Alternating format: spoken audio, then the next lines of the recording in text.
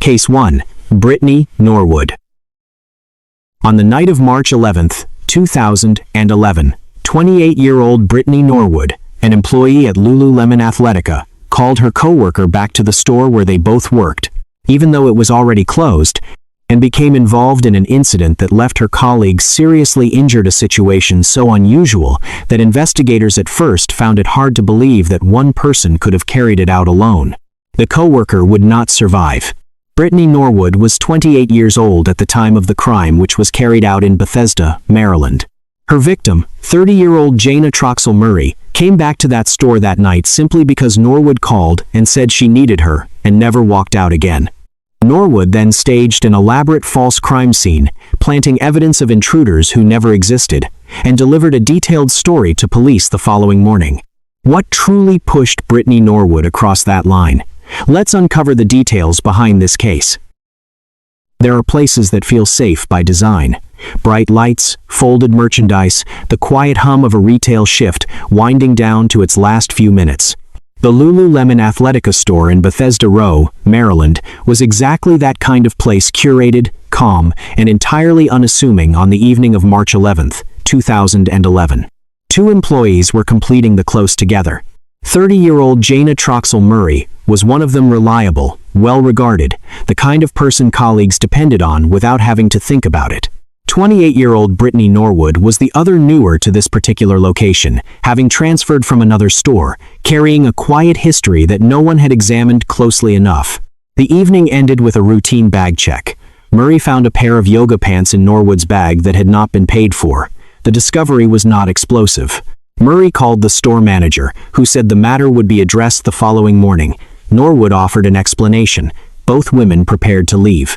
For almost anyone in that situation, that would have been the end of it, a minor workplace issue, resolved the next day with a conversation.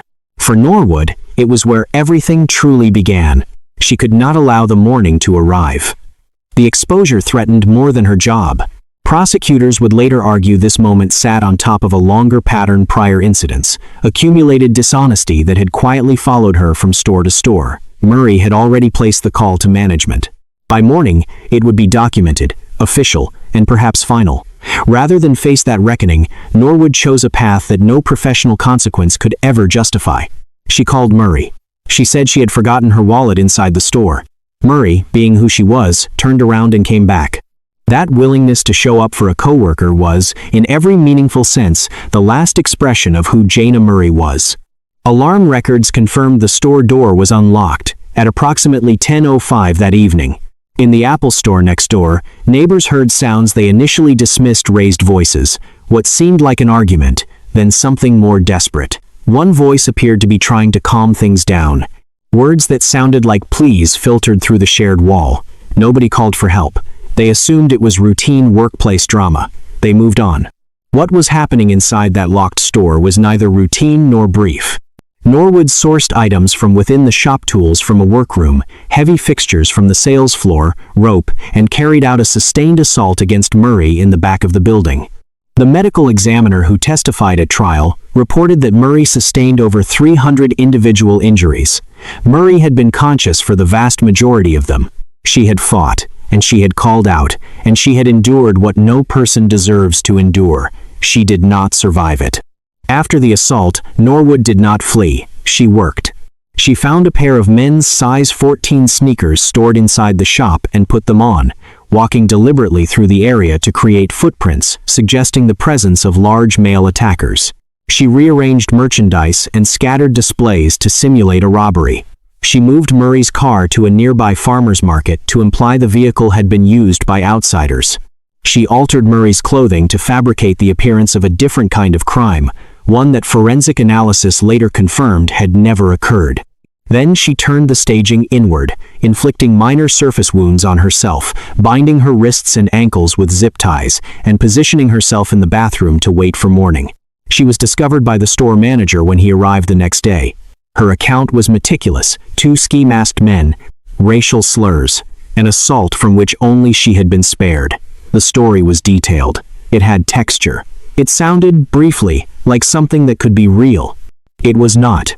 Blood spatter analysis showed that Norwood's self-inflicted wound had bled while she was upright, over an extended period, directly contradicting her timeline. The men's shoe prints traced to shoes already inside the store. There was no evidence of forced entry by any outside party. Murray's relocated car contained forensic material connecting it to both women, not to strangers. Every physical element pointed to one person. Why would someone destroy another person's life rather than face a minor professional consequence? That question has followed this case since the night it happened. Prosecutors argued it was never just about the pants. It was about the pattern beneath them, the history Norwood was protecting, the accumulation of dishonesty she could not afford to have examined. Murray had already made the call. There was no undoing that. And rather than let the morning arrive, Norwood made sure that Murray would not be there for it. Norwood stood trial in Montgomery County in November 2011. Her defense acknowledged her role in Murray's death, but argued for a second-degree murder verdict, a spontaneous eruption of rage rather than a calculated plan. They suggested the impulsive nature of the act was itself evidence against premeditation. The jury was unconvinced. The phone call inviting Murray back to the store was premeditation. The methodical staging that followed was premeditation. The practiced, detailed cover story was premeditation. The jury deliberated for under an hour. On January 27, 2012, Brittany Norwood was sentenced to life in prison without the possibility of parole. She was 29 years old. Maryland had not yet formally abolished capital punishment that would come in 2013, but Montgomery County did not pursue it in this case. Norwood appealed her conviction. In 2015, Maryland's Court of Special Appeals reviewed the record and affirmed the verdict, finding no merit in claims of investigative misconduct. She remains incarcerated at the Maryland Correctional Institution for Women in Jessup, Maryland. The case produced books, documentaries, and years of national coverage. The phrase "the Lululemon murder" became a cultural shorthand. But those closest to Jayna Murray have consistently redirected the conversation away from the staging, away from the forensics, away from the mechanics of what was done, and back to who Jayna was. A woman who came back because someone called. A woman who did not hesitate. A woman who walked into a store she had every reason to trust and never walked out again. That is what makes this case, beneath all of its procedural detail, so difficult to sit with. Not the complexity of the evidence was never truly complex, but the simplicity of the act that started all of it.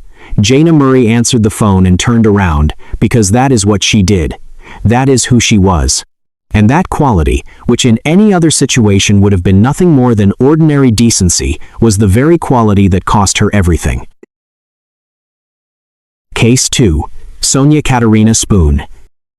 In the early morning hours of September 7, 2014, a 24-year-old mother in Cheverly, Maryland, entered her children's room and ended the lives of her two babies, a 3-year-old and a 1-year-old, then walked calmly to her mother's bedroom and confessed to exactly what she had just done. Sonia Spoon's children were Kayla Thompson, age 3, and Aiden Spoon, age 1, her own children, both pronounced dead at a children's hospital that same morning. What made this crime story so heartbreaking was that Sonia had been psychiatrically hospitalized just days before the incident, and her mother had pleaded with medical staff not to release her. She was discharged anyway. But what truly led Sonia Spoon to this devastating moment? Let's break down exactly what happened. Sonia Katerina Spoon was 24 years old in the summer of 2014. She had been adopted from Russia at the age of 3 by a family in the Cheverly area of Prince George's County, Maryland. By her mid-20s, she was a young single mother managing the daily pressures of custody disputes, limited support, and a mental health history that had begun to show serious signs of deterioration. She had 2 young children, Kayla Thompson, 3 years old, and Aiden Spoon, 1 year old. Both lived with her. The weeks leading into September of 2014 were not stable ones. Spoon had been making statements that alarmed her mother, Pivy Spoon's statements about harming herself, and specifically, about harming Kayla. The family contacted police. An emergency psychiatric evaluation was initiated. Spoon was hospitalized, treated, prescribed antidepressants, and subsequently discharged.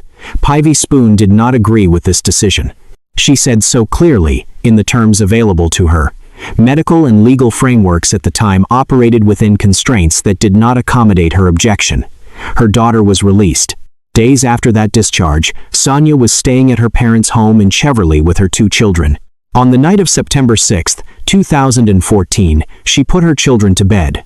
In the early hours of September 7th, around 2 in the morning, she woke her mother. She told her what she had done. Pivy Spoon found the children. Emergency services were called. Both toddlers were transported to Children's National Medical Center in Washington, D.C.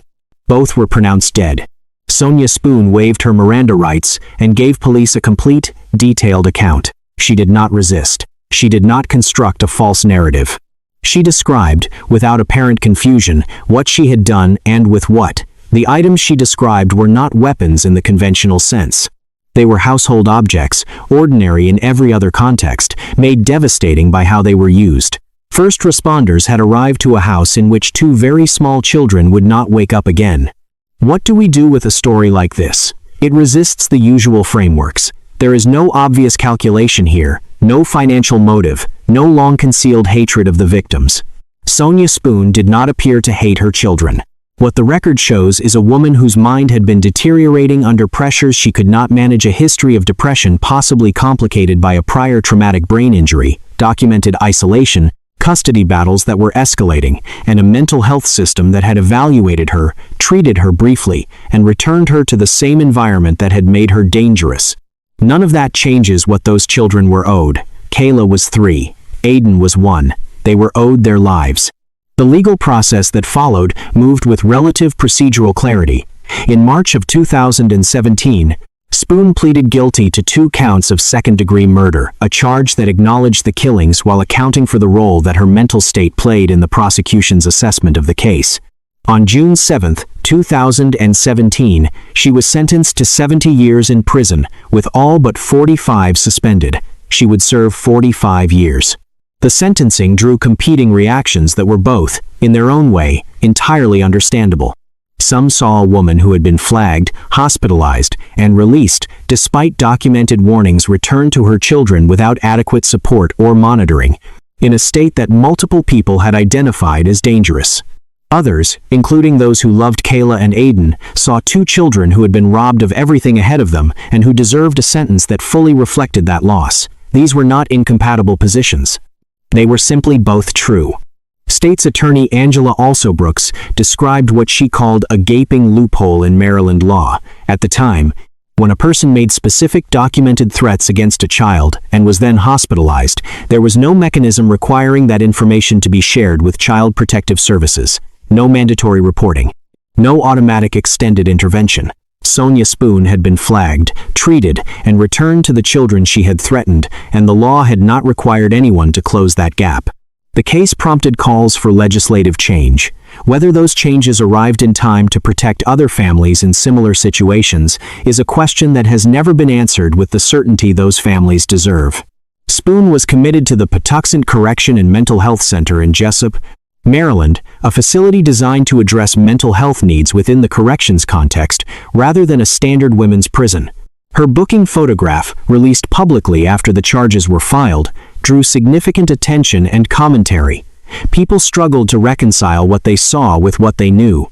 That dissonance became, for many observers, a kind of summary of the entire case, something that refused to look the way people expected tragedy to look. Kayla Thompson was 3 years old. Aiden Spoon was 1. They had not yet had enough time in the world to understand how much of it was still ahead of them.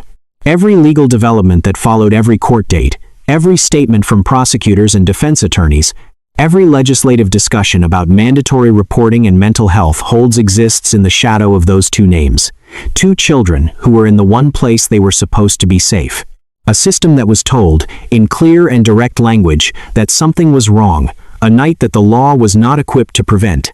The question of where accountability truly rests, with Sonia alone, with the professionals who discharged her, with the gaps in the law that her mother tried to close before it was too late, is not one that any court fully resolved. What the record offers instead are 2 names and the certainty that those 2 names should never have found their way into this kind of story.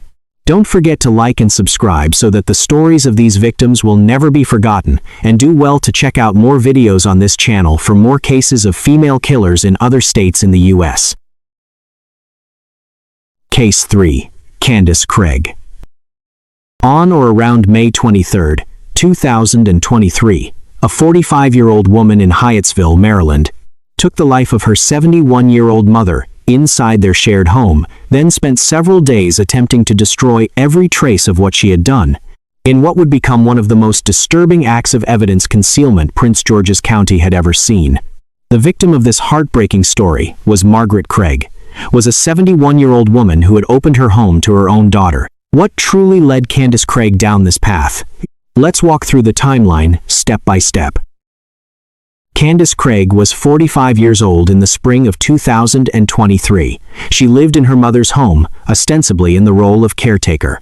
What she was actually doing, according to prosecutors, was stealing from Margaret's bank accounts, from her pension, from her Social Security benefits, and through the fraudulent use of her credit cards. The theft had not been a single incident. It had been ongoing, layered, and dependent on Margaret's continued trust in the person who controlled her financial life. Candace was in the home. She had access. And as long as Margaret didn't look too closely, the arrangement held. On May 23, 2023, Margaret looked. She confronted Candace about the fraudulent charges. She said she intended to report her daughter to the authorities.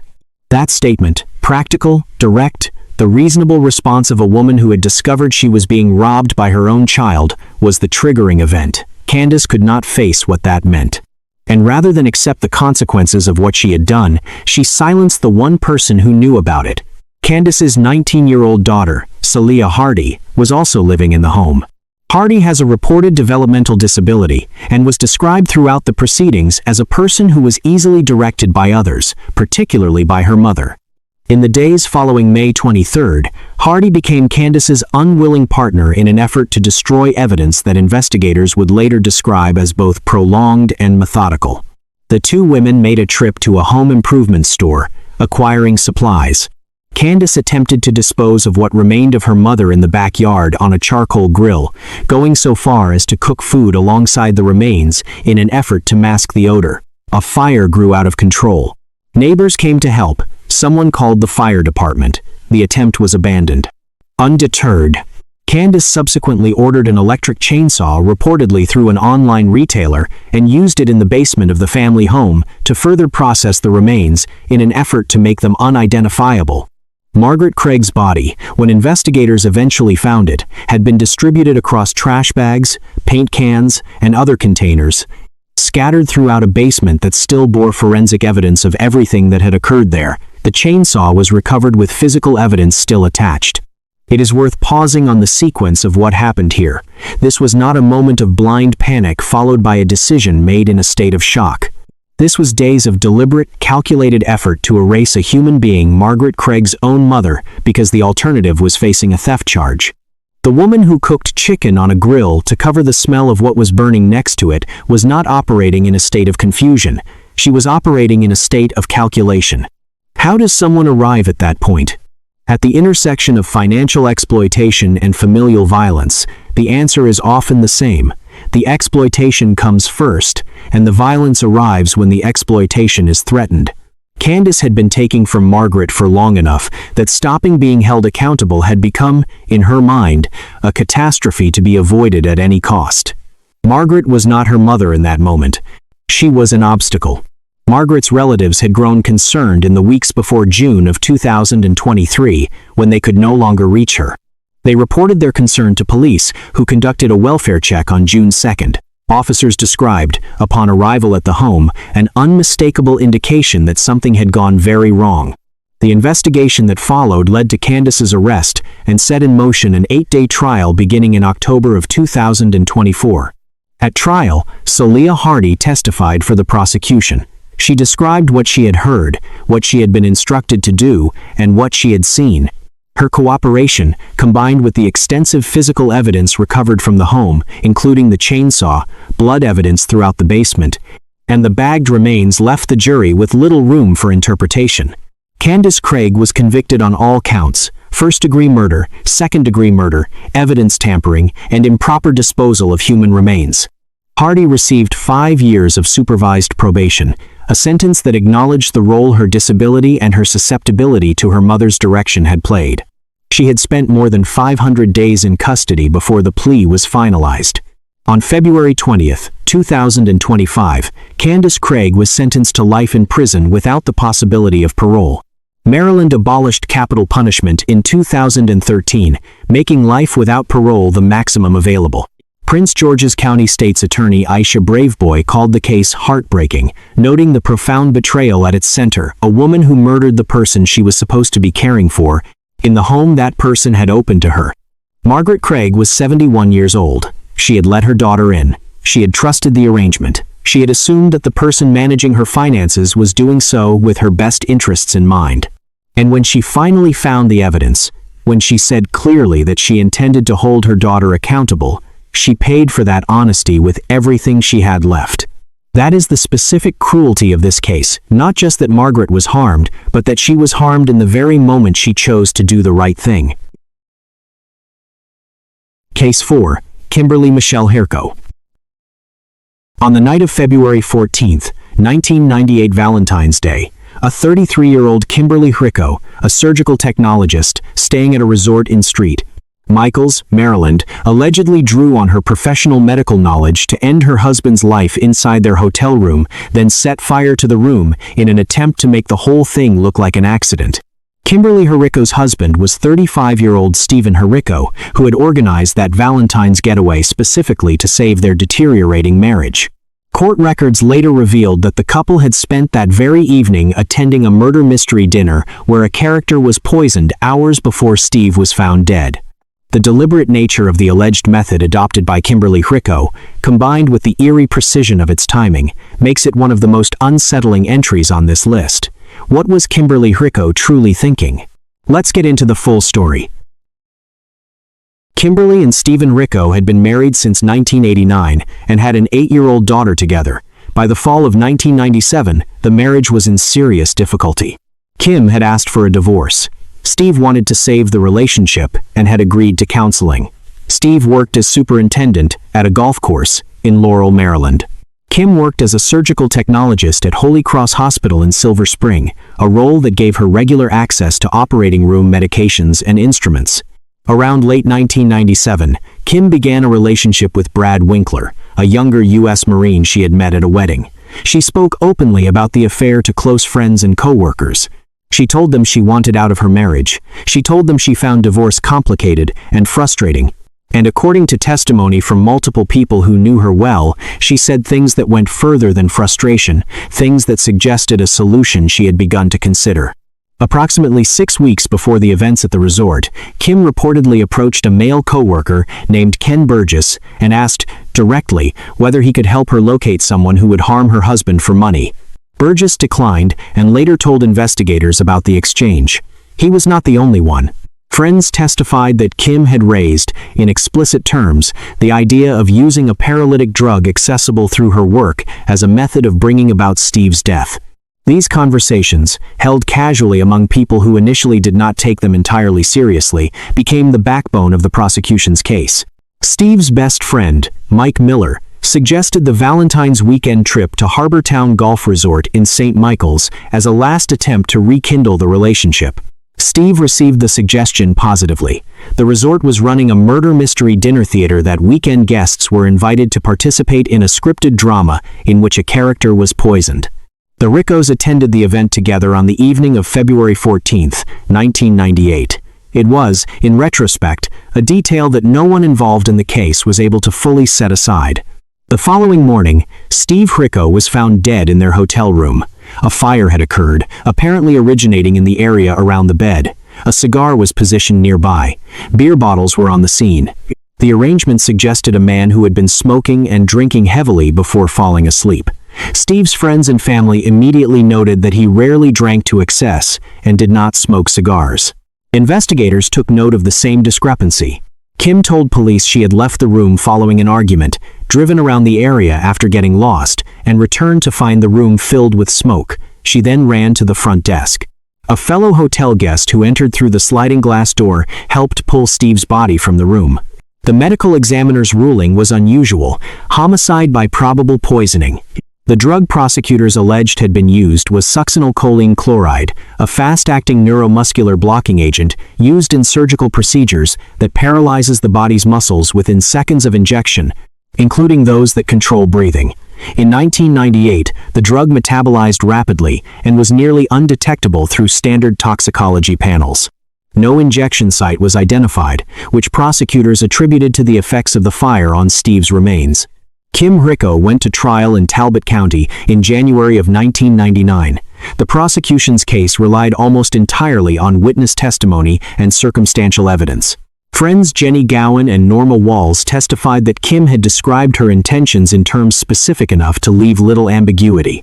Burgess testified about the conversation he had reported to investigators. 2 syringes found during the investigation were ruled inadmissible. The defense challenged the reliance on what it characterized as hearsay, pointed to the absence of direct physical evidence linking Kim to any injection, and raised concerns about the density of local media coverage, arguing the jury pool had been irreparably influenced. 2 jurors were dismissed during proceedings for sleeping. No change of venue was granted. Kim did not testify. The jury deliberated for approximately 3 hours before returning guilty verdicts on first-degree murder and first-degree arson. On March 20, 1999, Judge William Horn sentenced Kim Rico to life in prison for the murder, with a concurrent 30-year term for the arson conviction. He described her, from the bench, as a very dangerous person. Her appeal in 2000 was denied by Maryland's Court of Special Appeals. She has maintained her innocence ever since, and a small number of supporters have continued to argue that the conviction rested too heavily on friend testimony and too lightly on hard evidence. She remains incarcerated at the Maryland Correctional Institution for Women in Jessup, Maryland. Stephen Herco was 35 years old. He had traveled to a resort at a friend's suggestion, hoping the setting might help save a marriage he did not want to lose. He sat through a murder mystery dinner on Valentine's Day with his wife. He had an 8-year-old daughter at home. The irony of that particular evening, a theatrical poisoning drama, watched by a couple whose night was already moving towards something irreversible, is not something anyone involved in the case has ever been able to fully address. Some things simply do not resolve into meaning, no matter how long you look at them. Case 5. Dolores Delgado. On August 24, 2015, an Army veteran named Dolores Delgado helped set into motion a carefully constructed plan that ended the life of a young soldier and new mother in Severn, Maryland, a woman Delgado had never met, but whose existence had become, in the logic of the people involved, something that needed to be removed. Dolores Delgado was 30 years old at the time of the crime. The victim was PFC. Carlin Ramirez, a 24-year-old soldier and new mother with a 4-month-old daughter who had a protective order in place and had followed every step the system asked of her. Her infant daughter was found alone in the house the following morning, beside her mother's body. What led Dolores Delgado to make these choices? Let's explore what pushed her this far. There is a particular form of accountability that legal proceedings sometimes struggle to name cleanly. It is not the accountability of the person who committed the act. It is the accountability of the person who made the act possible, who handed over the means, mapped out the route, created the cover, and then stood at a distance while everything that had been set in motion ran to its conclusion. That person does not always register as dangerous when you look at them. They are often not the name that appears first in headlines, but the role they played is as real as the result they helped produce. Dolores Delgado was 30 years old in the summer of 2015. She was a U.S.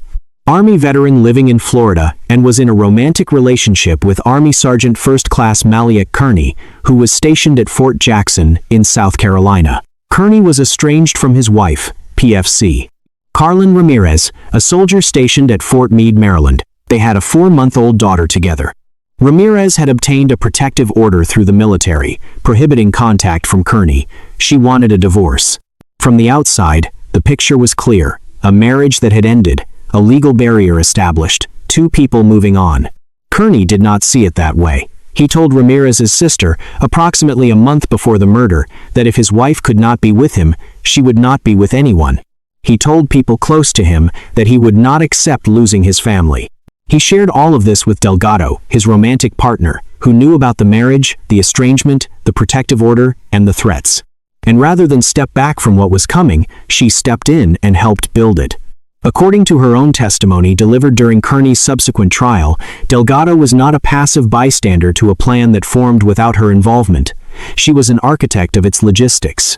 She provided the firearm, a Taurus .357 revolver she had legally purchased and gave to Kearney for the drive to Maryland. She purchased large gas cans specifically so that Kearney could travel without stopping at visible locations along the route. She provided her car. She remained at his South Carolina apartment with his phone and vehicle in place, a deliberate arrangement designed to create the appearance that Kearney had never left. On August 24, 2015, Kearney drove from South Carolina to Severn, Maryland, using a key he still possessed to enter the townhouse where Ramirez was living. She was home. Their 4-month-old daughter was with her. Ramirez, who was 24 years old, did not survive the encounter.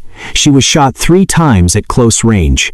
In an attempt to mislead investigators about who was responsible, Kearney staged the scene before leaving to suggest the presence of an unknown intruder. He then drove back to South Carolina. The 4-month-old daughter was found alone in the home the next morning, when family members who could not reach Ramirez went to check on her. She was alive. In the aftermath of the murder, Delgado helped with evidence disposal. The group traveled to a waterway in Florida to get rid of the firearm, shell casings, clothing worn during the trip, and the key to the Maryland townhouse. Delgado disassembled the revolver and attempted to destroy its serial number. The gun was later recovered by divers. Forensic testing confirmed its connection to the shooting and traced it back to Delgado's original purchase. Both were arrested in Texas in 2016. Delgado entered a guilty plea in federal court in August of 2017, acknowledging her role under a charge of interstate travel to commit domestic violence, resulting in death. She cooperated fully with prosecutors and testified against Kearney at his 11-day trial. He was convicted and sentenced to life without parole. On September 7, 2018, Delgado was sentenced to 204 months 17 years in federal prison, plus 5 years of supervised release. The reduction from a potentially more severe sentence reflected her substantial assistance to the government, a standard consideration in federal proceedings. Her defense offered that she had made choices inside a relationship whose full danger she had not recognized until it was too late. At sentencing, her own words expressed that she had loved someone she now understood she never should have trusted. But the record draws a clear line between those feelings and the actions they preceded. She did not simply love a dangerous person. She gave that person a weapon, calculated his fuel needs, cleared his path, constructed his alibi, and disposed of the evidence afterward. The planning was not incidental to what happened. It was what made it possible. Carlin Ramirez was 24 years old. She was a soldier. She had taken every step the system asks of people in her position, documented the threat, obtained the protective order, stated clearly what she needed.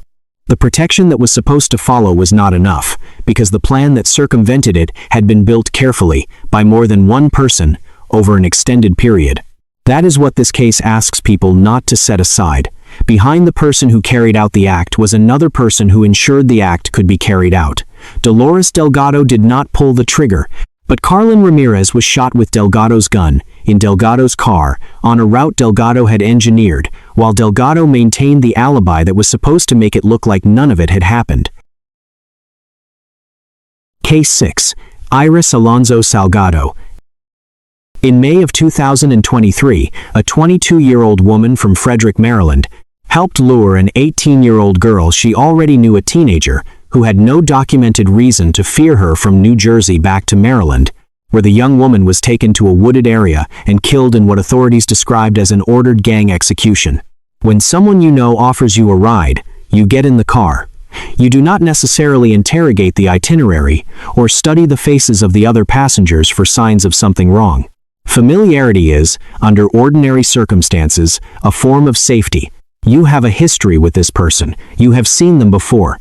And because you know who they are, or believe you do not see what is actually being organized around you until it is no longer possible to see anything at all. That is not naivety.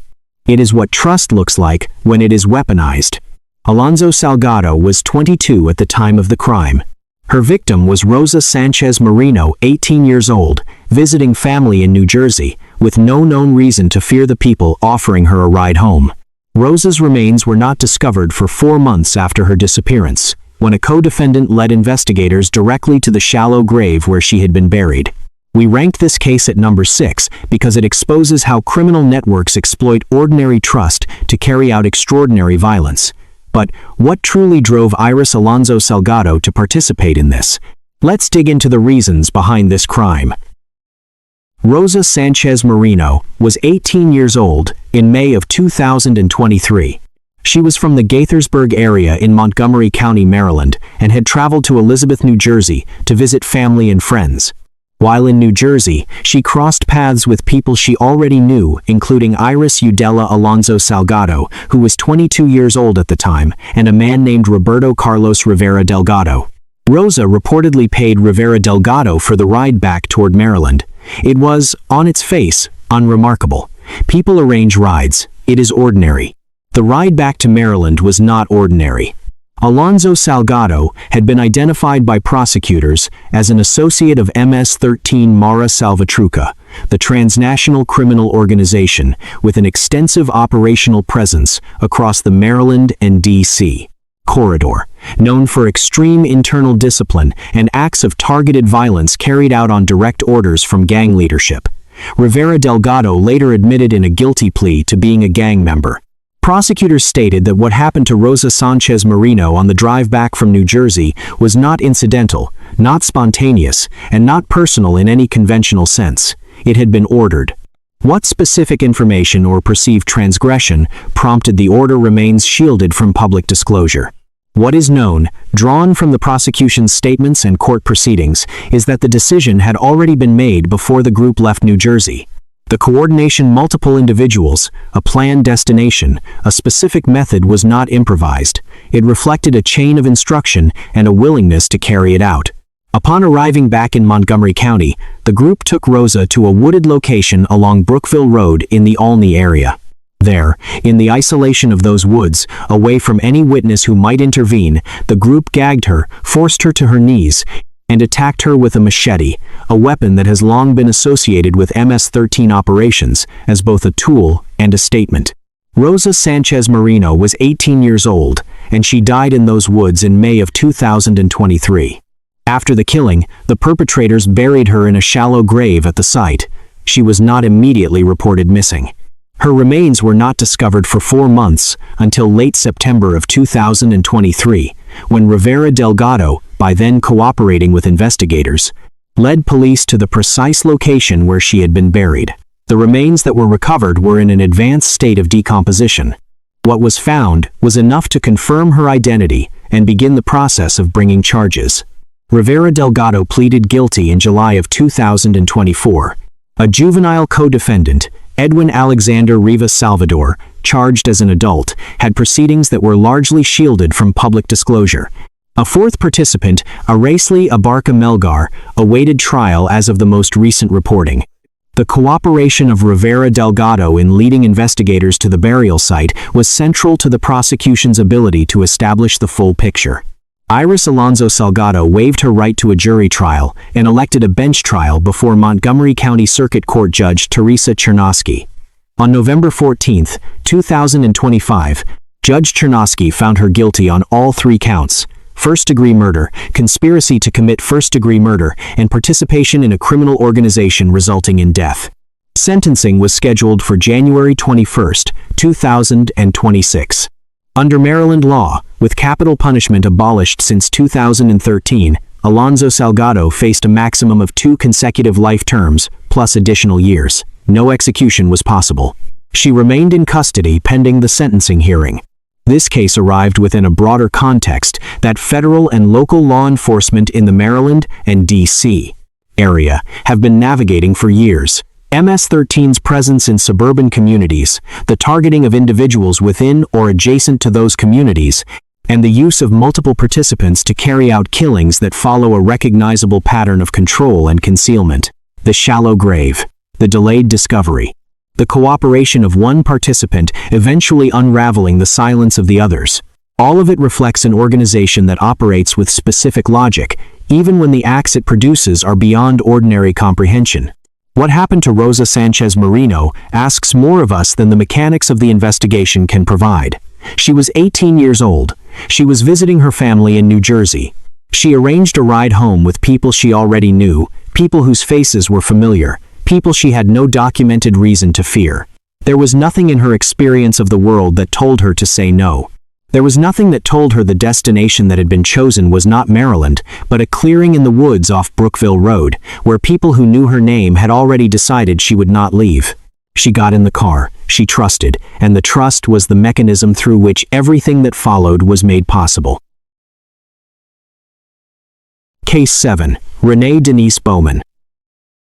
In September of 2008, officers in Calvert County, Maryland, entered a home and made a discovery that stopped them cold: the preserved remains of 2 young children, hidden inside a chest freezer by the woman who had legally adopted them, concealed there for over 2 years while she continued collecting government subsidy payments on their behalf as though they were still alive.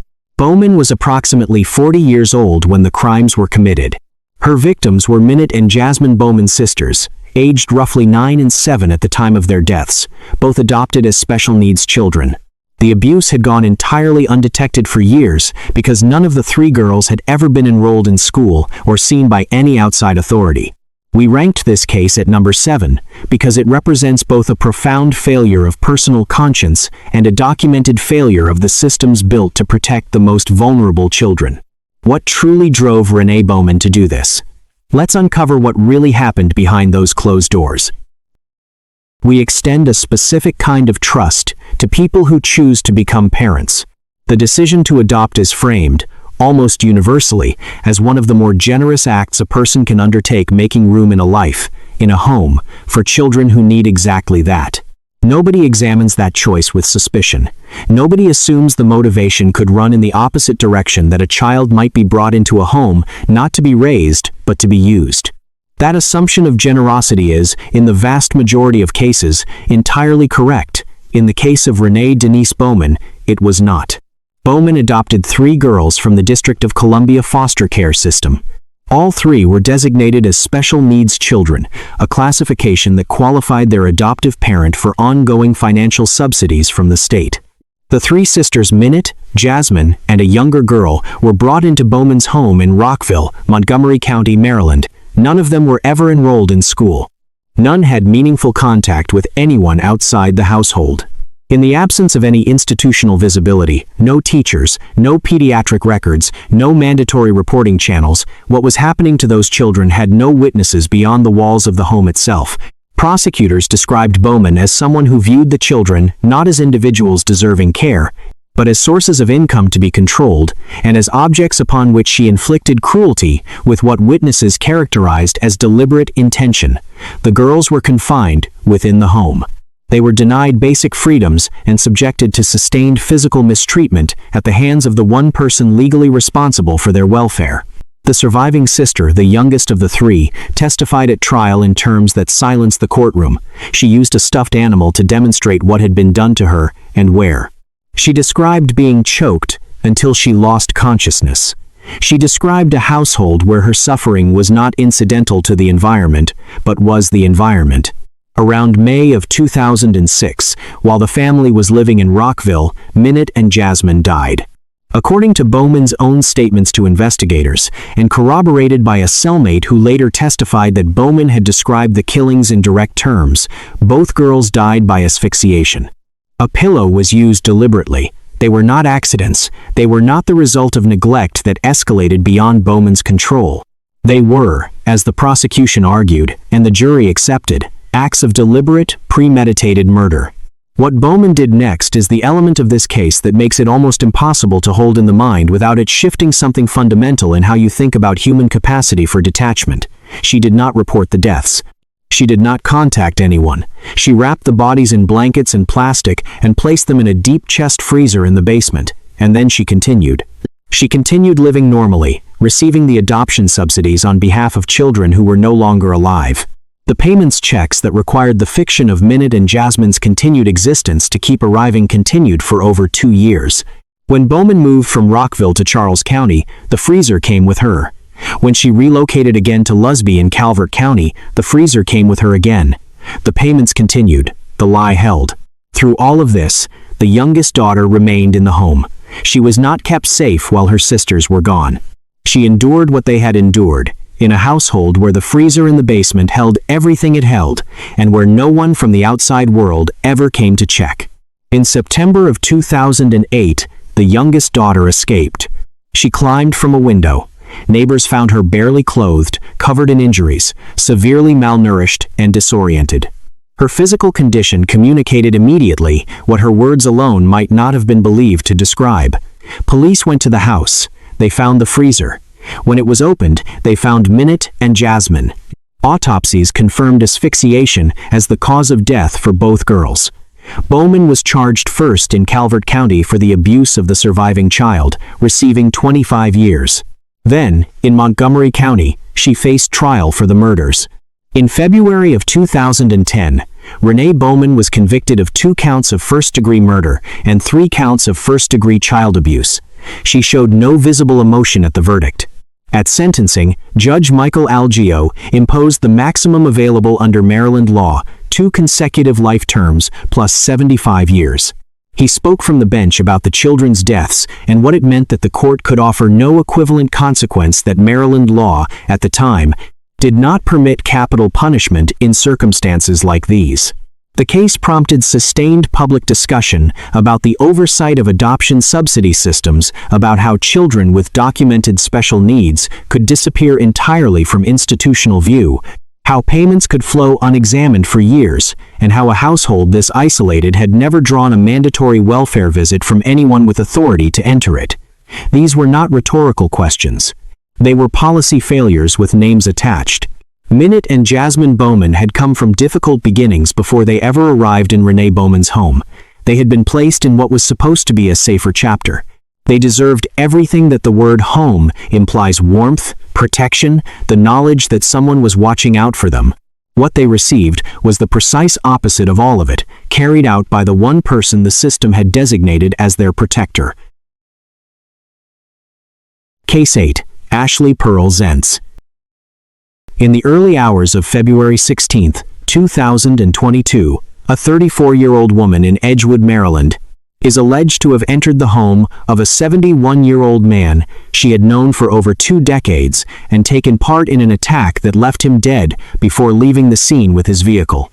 There is something particularly difficult to process about crimes committed between people who have known each other for a long time. Stranger violence fits into existing frameworks. It is frightening, but it has a kind of logic to it: the wrong person in the wrong place, the absence of any prior connection. When the harm comes from someone familiar, those frameworks stop working. Every prior interaction acquires a different quality in hindsight. You find yourself asking, how long had this been possible? What did you miss? And the answer, most of the time, is that there was nothing obvious to miss, only the accumulated pressure of circumstances that finally arrived at an outcome nobody would have predicted from the beginning. Ashley Zentz was 34 at the time. Her victim, 71-year-old Gerald Champ, was found by his daughter after family members had been unable to reach him for several days. Zentz and her co-defendant were connected to a separate violent home invasion committed just hours before Champ was found dead, suggesting not a single act of desperation but a rapidly escalating pattern within a single chaotic period. We included this case in the rankings because it demonstrates, with painful clarity, how quickly long years of familiarity can collapse into irreversible violence. But what really led Ashley Zentz to this point? Let's piece together the events of this case. Gerald Champ was 71 years old and lived on Perry Avenue in Edgewood, in Harford County, Maryland. By the accounts of people who knew him, he was a helpful man, open, accessible, someone who had maintained connections across many years, even as those connections had become, over time, something more complicated than simple friendship.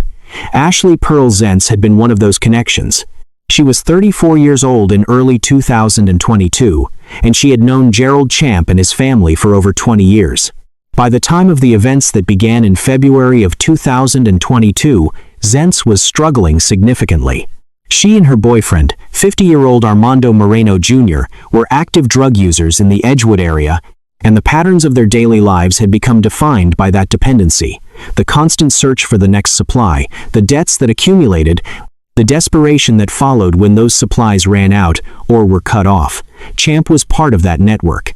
The cell phone records that investigators later obtained told the story directly.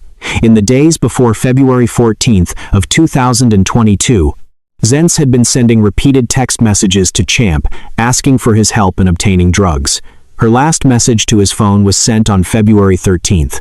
What followed unfolded across several chaotic days that began with a falling out in the same social circle. Zentz and Moreno had been relying on a woman named Tracy Austin, who supplied drugs and had been allowing Moreno to stay with her. On February 15th, Austin discovered that Moreno had been taking drugs meant for Champ and diverting them to Zentz without payment. She told him to leave. In the early morning hours of February 16th, Zentz and Moreno forced entry into Austin's home. They confronted her at knife point and stole cash, a cell phone, credit cards, and a rental vehicle. They left in the stolen Infiniti QX80. Within roughly the same time frame, according to the forensic and surveillance evidence that investigators would later reconstruct, they went to Gerald Champ's home on Perry Avenue. Gerald Champ was beaten with a crowbar that was left at the scene. The autopsy documented blunt force trauma to his head and upper body, with multiple skull fractures and injuries to his hands and forearms that indicated he had tried to defend himself. His 2003 Ford Explorer was gone. His daughter arrived at the house on February 18th, after family members had been unable to reach him for days. Officers who responded to the welfare call found Champ deceased. Surveillance footage from a nearby community center captured the Explorer and the stolen Infiniti arriving together in the same time frame as the Austin home invasion. A figure was seen exiting the Explorer and entering the Infiniti before the vehicles departed together. DNA evidence and cell phone downloads connected Zentz to both the vehicle and the events at Champ's address. Zentz was arrested on March 1, 2022, while already in custody on other charges. Moreno was arrested at the same time. At Zentz's trial, which ran for 6 days in October of 2023 in Harford County Circuit Court, her defense maintained that Moreno had acted alone in the murder, that she had only later become involved in driving the stolen vehicle, and that she had not been present when Champ was harmed. She did not testify. Moreno was tried separately and acquitted of the murder charges. The jury rejected Zentz's defense position. The forensic evidence, cell phone data, surveillance footage, and the coherent timeline connecting both crimes told a story that the jury found compelling. She was convicted of first-degree felony murder and motor vehicle theft. She was sentenced to life in prison, with all but 60 years suspended, plus 5 consecutive years for the vehicle theft. She was 36 years old at sentencing.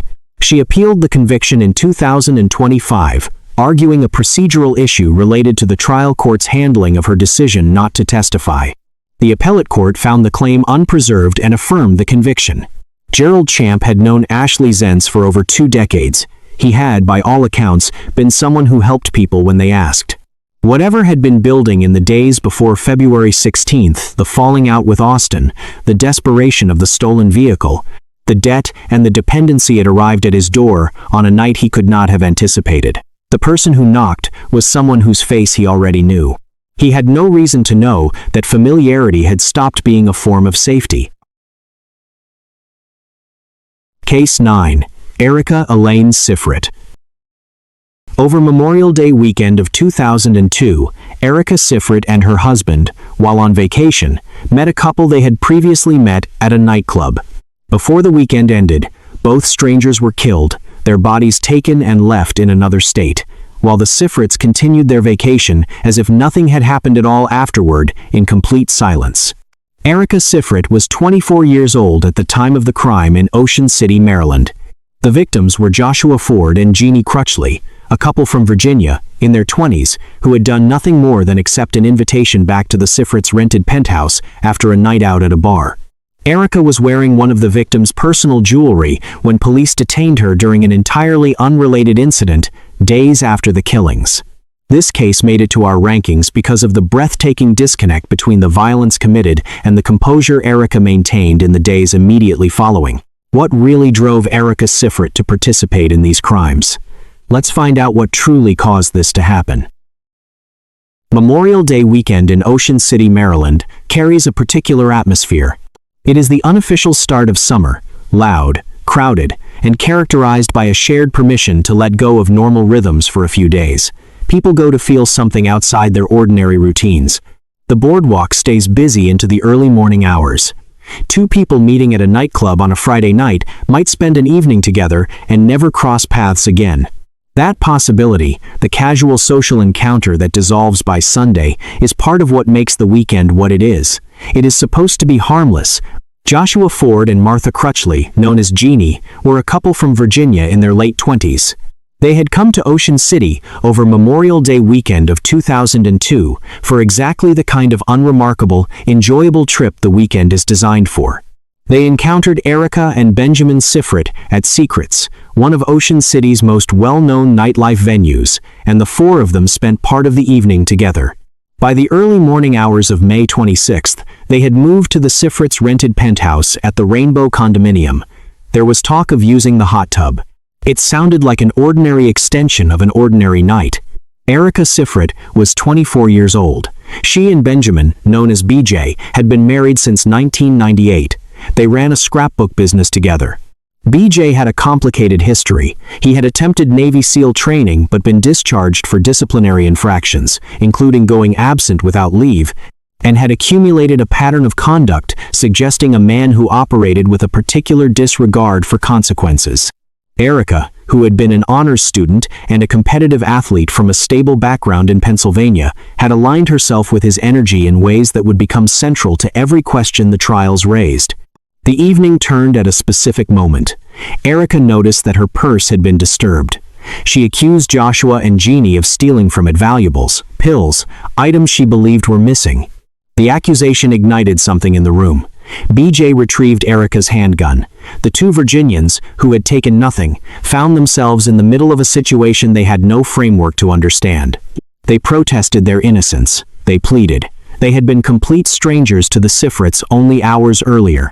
They were directed into the bathroom. Joshua Ford died in that room. Jenny Crutchley died there too.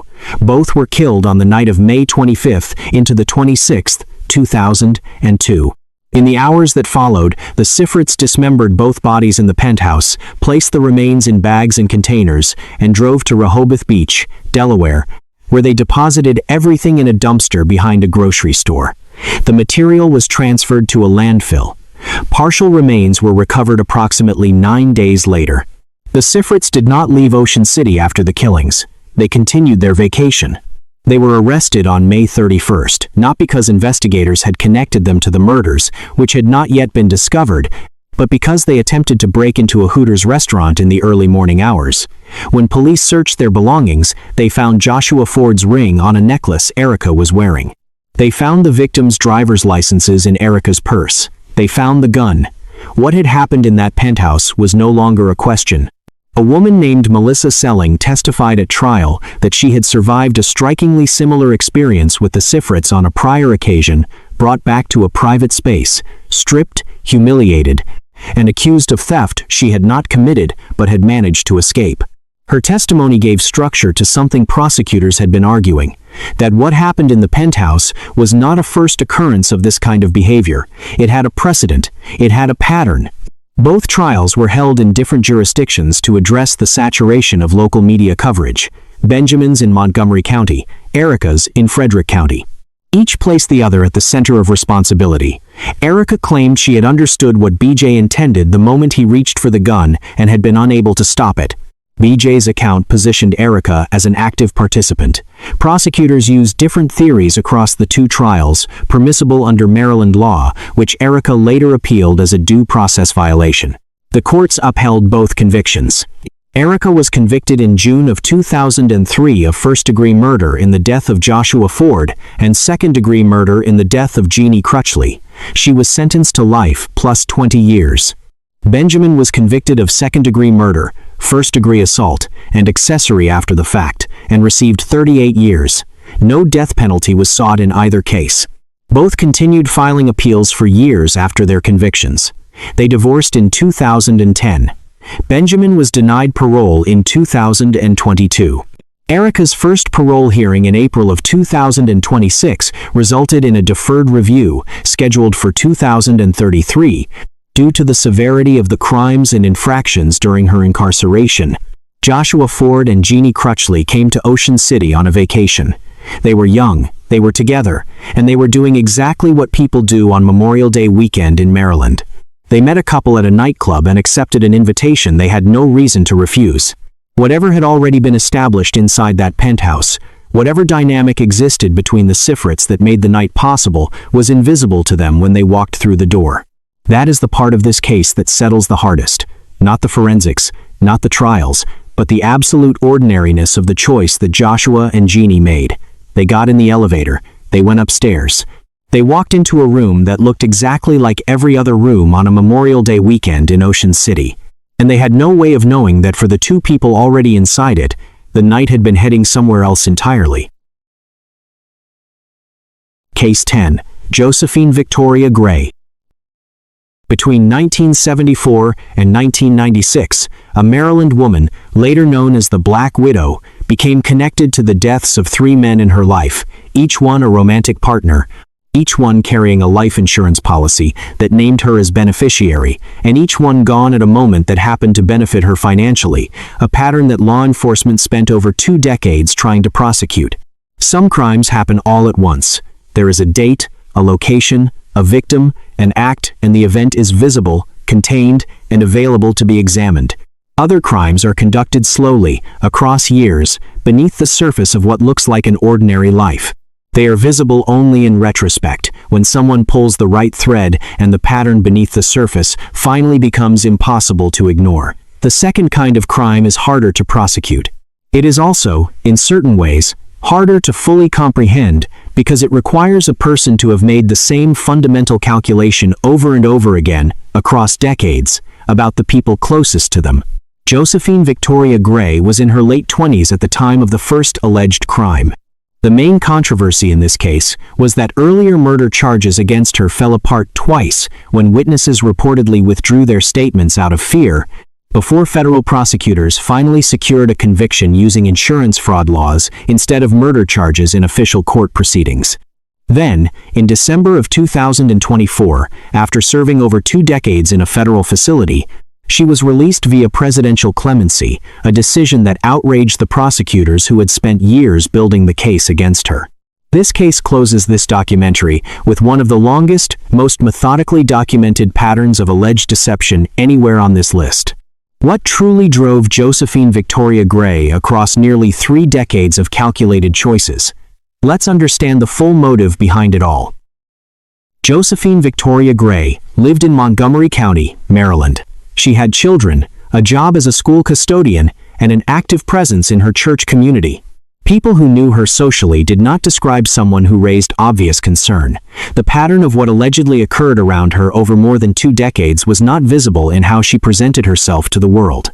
It was visible only in a sequence of events assembled, eventually, by federal investigators who were willing to look at the whole picture instead of each incident in isolation. Norman Stribling was Josephine's first husband and the father of her 5 children. On March 3rd or 4th of 1974, he was found shot once in the head, in his parked car, in Montgomery County. In the period before his death, Norman had reportedly told friends that he feared for his life that Josephine had threatened him, and that he believed she intended to harm him. Prosecutors later alleged that Josephine and her boyfriend at the time, William Robert Gray, had solicited relatives to carry out the killing in exchange for payment. Charges were filed. Witnesses who had initially agreed to testify subsequently recanted or disappeared. The charges were dropped. Josephine collected $16,000 in life insurance and used it as a down payment on a home.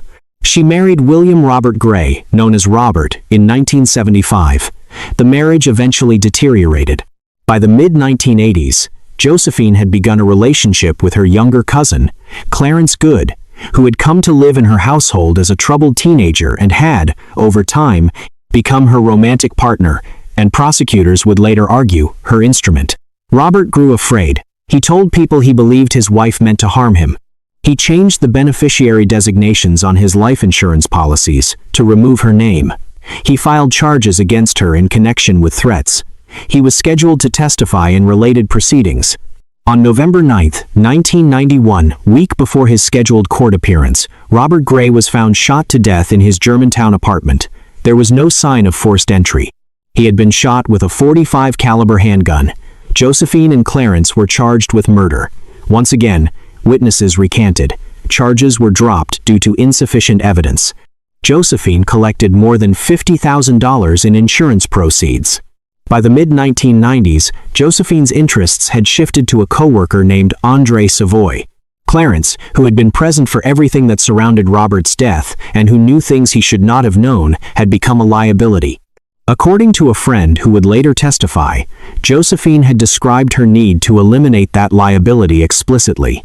In June of 1996, Clarence Good was found shot in the trunk of his car in a rough section of Baltimore chest, back, and head staged to appear as though he had been caught up in a drug transaction gone wrong. Cocaine had been placed near the scene. Blood traces matching Clarence were subsequently identified in Josephine's garage. A shell casing connected the location to her home. She had taken out a $100,000 life insurance policy, naming herself as beneficiary, and collected approximately $90,000. By the time federal investigators began assembling the full picture, Josephine Gray had collected over $165,000 across the policies associated with 3 men, all of whom had been frightened of her, all of whom had told people they believed she intended to harm them, and all of whom ended up dead under circumstances that, taken individually, resisted prosecution but, examined together, told a coherent and devastating story. The federal angle was the key that unlocked what state prosecutors had never been able to close. Josephine had filed insurance claims through the mail and over the telephone, triggering federal mail and wire fraud statutes. Federal law also includes what is known as the Slayer's Rule, which bars individuals who cause the death of an insured person from collecting those benefits.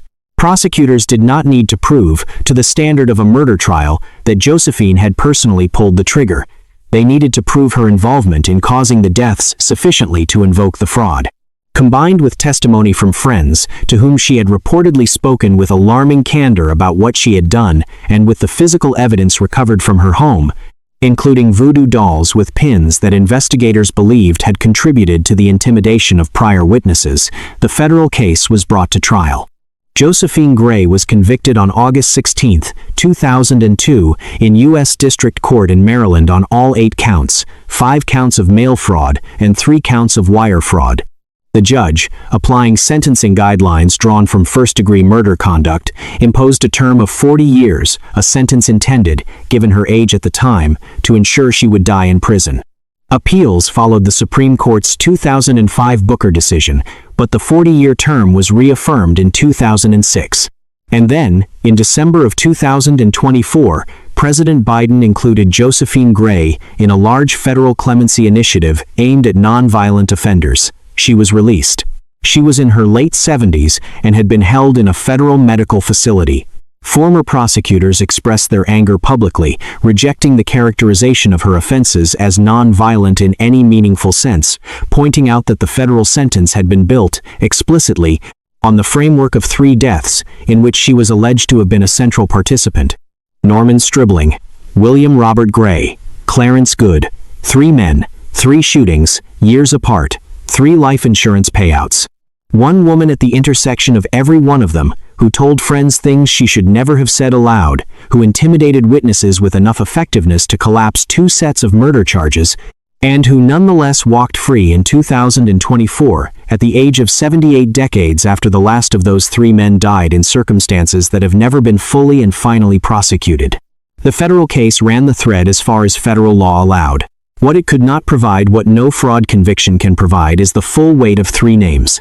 She was released.